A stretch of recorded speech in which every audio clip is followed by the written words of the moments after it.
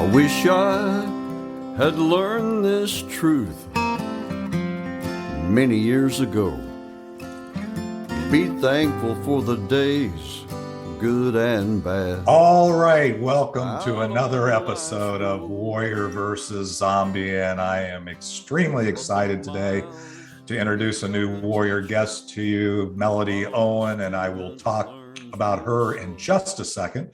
But before I do, let me make sure you understand what you're getting into here with Warrior versus Zombie. So success is a journey, it's not a destination. As warriors, we all have a history of ups and downs, wins and losses that are part of making us who we are up to this point, and they provide a foundation for our path forward. We all battle our inner zombie as well as those zombies in our world. And in each episode, I interview warriors who are aspiring leaders from all walks of life: entrepreneurs, artists, authors, health practitioners, business owners, literally any inspired leader that has a story to tell. These warriors have a cause, unique value, and a vision that goes generations into the future. And today's guest is no exception. Melody Owen is an amazing warrior.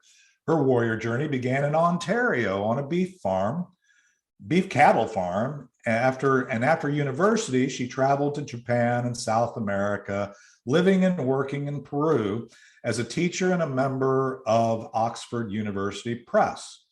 After giving birth to her first child and terrorism in Peru, she moved back to Vancouver.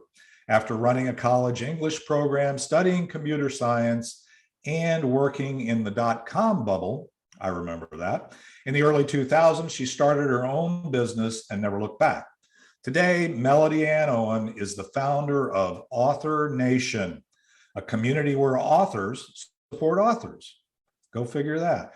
Where she has helped hundreds of authors bring their books into the world, getting them into the hands of readers.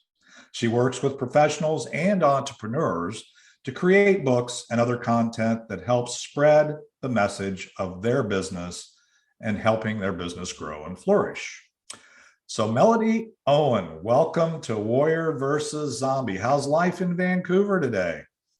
Well, it's gray. It often, we get sun in the summer and we get rain in the winter. That's kind of our thing. It's beautiful though. It's a beautiful foggy day out there, actually. I love Vancouver. Yeah, we talked about that, I think, before. It was my second home for 14 months as I was doing a deal with a company called BC Hydro, which you probably know because they're a hydroelectric utility. And so, yeah, I loved Vancouver, loved the time there. Still love where I live better, but it's a great place to go. It's one of those people, and a lot of people misunderstand. You said it's rainy in the winter. Most people think, oh, Canada, but because of where it's located, I mean, if you're in the US and you've been to Seattle, it's not that much different. I mean, there are differences, but it's pretty similar. So yeah. And how about one of the things here in the Wild West of US, how are things going, in your world, with all the in Canada with the restrictions and stuff? Are you still locked in your office there and can't see anybody, or what's the world look like there? Just curious. So we were fairly open, but with Omicron, we did have a shutdown, and we are still. We're not back fully open. We do have vaccine cards. So if you want to go into a restaurant, you show your vaccine card. And so if you're vaccinated, you have more access. And if you are not vaccinated, you have less access. That's kind of where we're at right now. Fascinating. Yeah, we could have a whole show on that. That's I don't get it, but again, one of the things we may or may not have talked about is I run a wellness, or I was part of a wellness network and stuff. So I get a lot of input from a lot of practitioners from all different angles, and it's kind of fascinating. Those discussions can go on for hours. Well, let's do this. I want to really get in quickly here into your story and hear kind of how you got started. It's a fascinating story, from being on a beef cattle farm to now helping authors help authors, and that journey, it sounds like a pretty fascinating journey. So I'd like to hear a little bit about your story, and then we'll take a break after that. So let's do this. Let's take a quick break. We'll hear a little bit of It's Not the Getting There with Ricky Jean Wright for our audio audience. And we'll be right back with Melody Owen and Warrior versus Zombie. But the miles become the teacher while the student learns real slow, traveling blind most of the time. Wherever you go, it's not the getting there, it's the journey every day. It's not a race to see. All right. Well, we're back, and I know there's a short check-in, Melody, and we can talk a lot about Vancouver because I love it so much. But let's get into your story. So tell me about how you got from where you started to where you are today. Well, if we're talking about zombies, I guess my first zombie was my father, or probably my whole family, really. Zombies kind of bite zombies, make more zombies, right? And so I kind of come from a zombie kind of family, to be honest. My father was he was a damaged man. He was a broken man, and he sometimes broken people do their best to break everyone else. And so that was kind of my childhood on the beef cattle farm. I eventually walked away. I have no contact with my father. I haven't had for decades, because he's just he can't be anything but a zombie, right? And I don't want to be a zombie. I want to be a warrior, and he didn't want to come with me, so I had to leave him behind, and that's very sad. But he's gotten himself into a lot of trouble, including jail. So we're not going to get into those details. But he was my first zombie, and I as a budding warrior, I didn't believe in myself. A good warrior has confidence and has like a warrior story. And I didn't have any of that. I had this broken zombie story to work with. And I think what really helped is, as I was going through life, I would get into, relationships with other people, and I didn't realize that they were also zombies, because I was so accustomed to zombies. Zombie was familiar, right? And so very slowly I started recognizing zombie behaviors and zombie attitudes. And, slowly I built up, the warrior, right? And I started recognizing other warriors. So, I walked away from my family. I went to university, and then I wanted so far away from my old life that after university, I got on a plane and I landed in Tokyo. That's how much I wanted to get away. And that's why I went to Japan, and I started teaching in Japan. And from Japan, I decided to go to South America because I'm an adventurer. I'm a warrior adventurer. So I went and lived in Peru, and I taught at a university there. I'm not a PhD. I was an instructor, not a professor. And then Oxford University Press found out that I was one of the only English-speaking people in Peru with a work visa.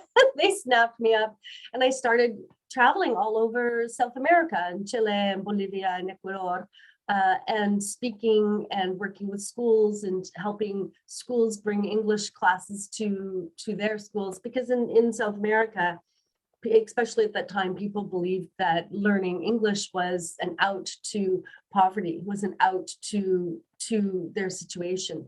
And so it was something that every school, whether they were the wealthiest school or it was a school in a shanty town. So I used to go to the shanty towns and work with the teachers and help them, bring language, because that's whether it's true or not, whether everyone in the world should speak English or not. I'm not going to give an opinion on that.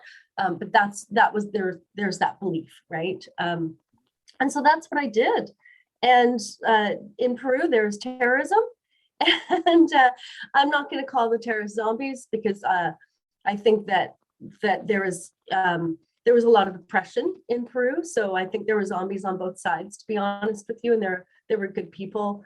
Peru is full of wonderful, good people. Like most of the people in Peru are warriors beyond what we could believe because of the situation they've grown up in, the situation they live in.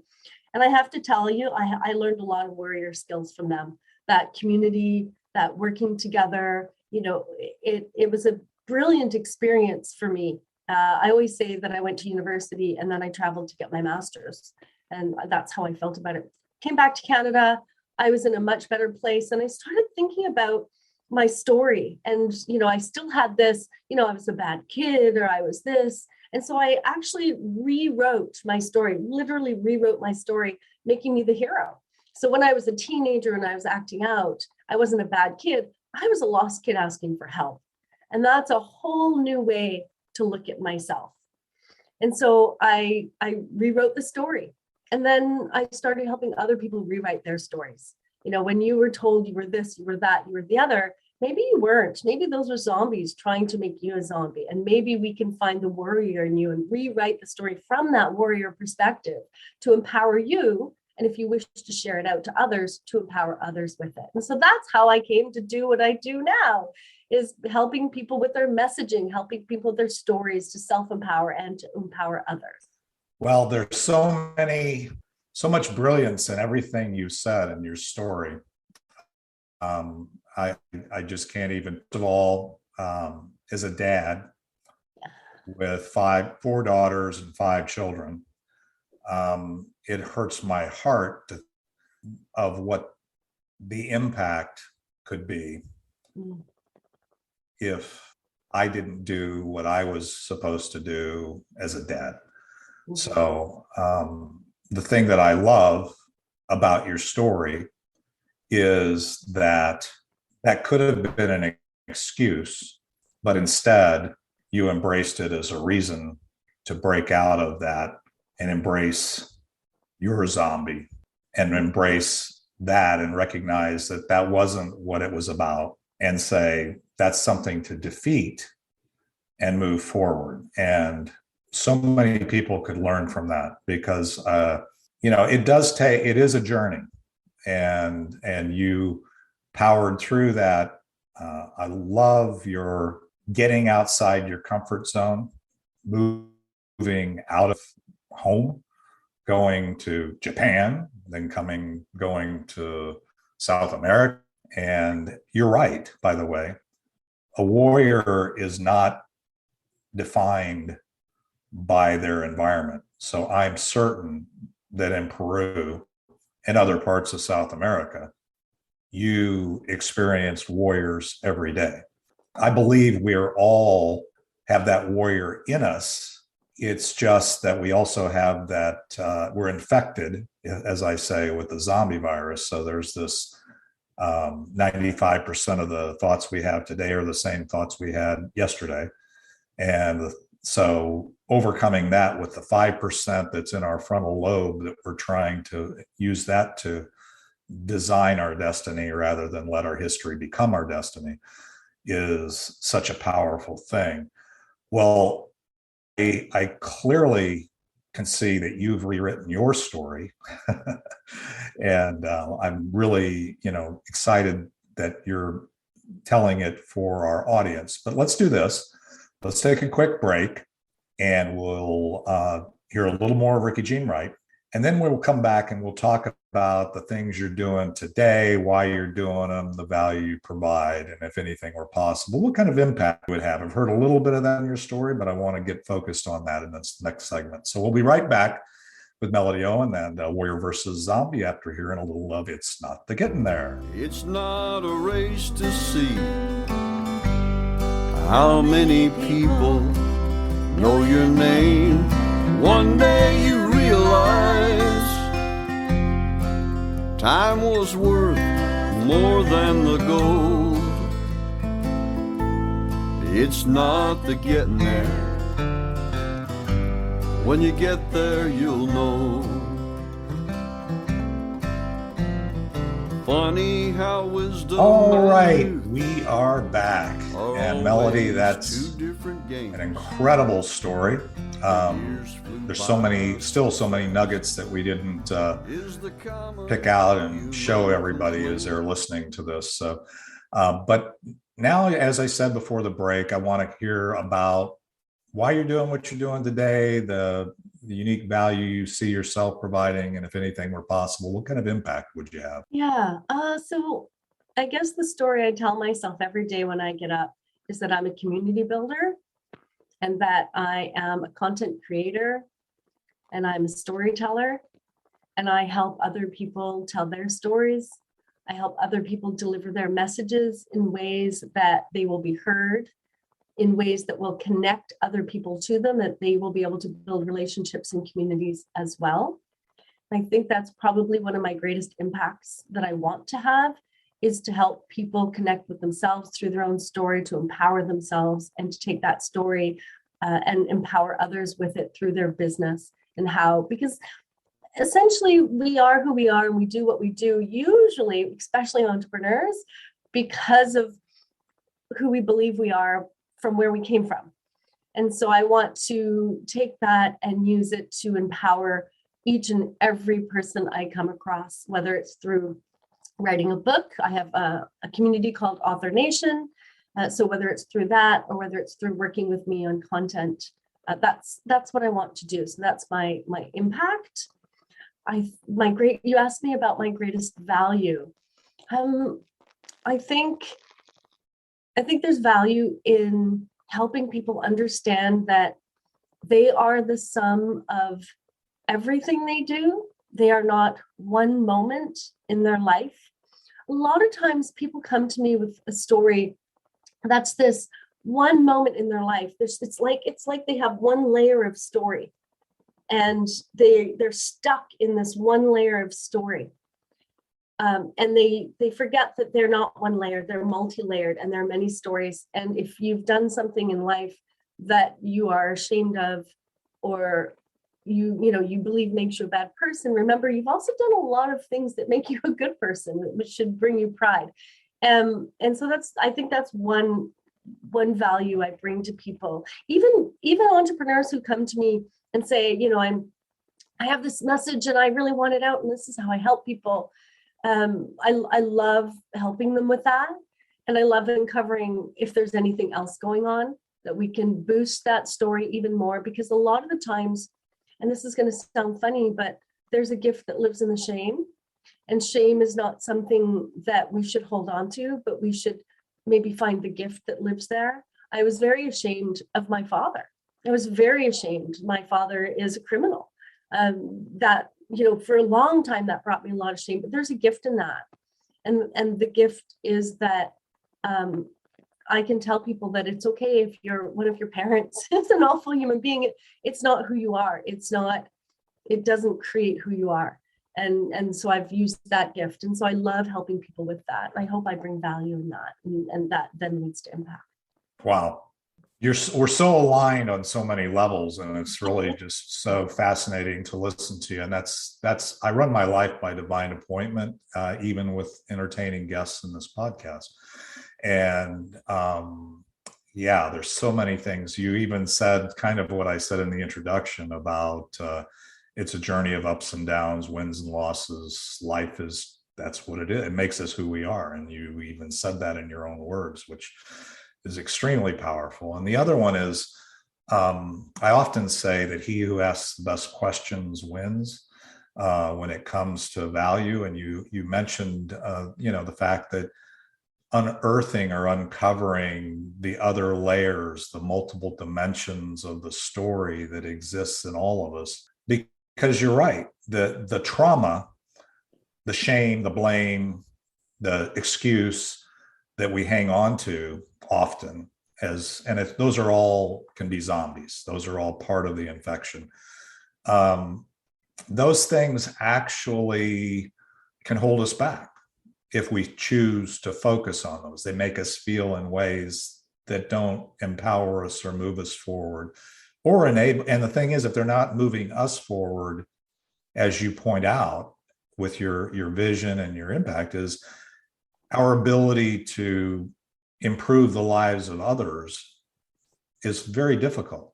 I mean, if we're empty, it's kind of hard to give that. So what I heard, and you didn't say it quite this way, you're the vehicle of helping somebody tell their story, write a book, do whatever. It's just a means by which you unearth the stories that really people don't tell themselves all the time, and complete that story in a way that probably serves them and hopefully serves their audience. It's kind of what I do with why I do this podcast, is because I'm not doing it to monetize it. I'm doing it to serve people like you, serve the warriors that are out there trying to make a difference and maybe change the world one dream at a time. So I love the focus. I love the vision of having an impact and helping people tell their stories. And, you're younger than I am. You have less journey than I do, but I can very well see the power in what you're doing and your vision. So I love that. Let's do this. We're going to take another quick break, and we're coming into what I call the land the plane segment, which when we come back, I want to hear if we take away 1, 2, or 3 things from this podcast, from your story, from the things you're doing today or whatever, what would you want us to take away? And then the last thing I'll do is make sure we know how to stay in touch with you since you're in Vancouver. I know there's ways either on Be Connected or others that we can stay in touch. So let's take another quick break. We'll hear another segment of It's Not the Getting There, our theme song from Ricky Jean Wright. And we'll be right back with Melody Owen and Warrior versus Zombie. Funny how wisdom and youth are always 2 different games. The years flew by so fast is the common human complaint. The memories in our minds turn to diamonds in our soul, and by the grace of God. All right, Down the road, Melody, I got to tell you, regardless of anything, you've made an impact on me. Hearing your story, again, from many aspects of my own life, I appreciate you sharing, being candid, embracing your zombies, embracing your history and your story. And now what you're trying to do is brilliant. So as I said before, if we take away anything, so many nuggets here, if we take away anything, what would you want us to take away from this podcast? I think I have a couple of things. I did say at one point, your life is the sum of all of your decisions. It's not one decision. And sometimes we get stuck in a decision we feel was negative and negatively impacted ourselves or others, and we can get stuck there. So I'm going to say that if that happens to you, look through your life and find a positive thing you've done and ask yourself, how can I do more of that? Instead of getting stuck in, here I am, I'm stuck. I said that thing to my best friend and she's probably never going to speak to me again. Think about, when have I said something really positive to my best friend? When have I helped her? When have I given her good advice? And how can I do more of that? Just help you get unstuck. Something else I'm going to say, and something I do in my life that relates to all of this, is play with the edges.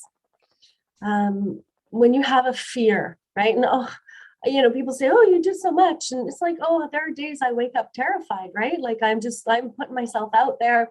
And growing up was a really scary ordeal. And so how did I get out of it? I played with the edges, because sometimes I can't take that full leap because it is just too much. But sometimes I can just play with the edges. I have a little story for you around that. I love to hike. Vancouver, we have mountains everywhere, and they extend and extend and extend. And in the summers, I love to get lost in them and I go hiking. I'm afraid of heights.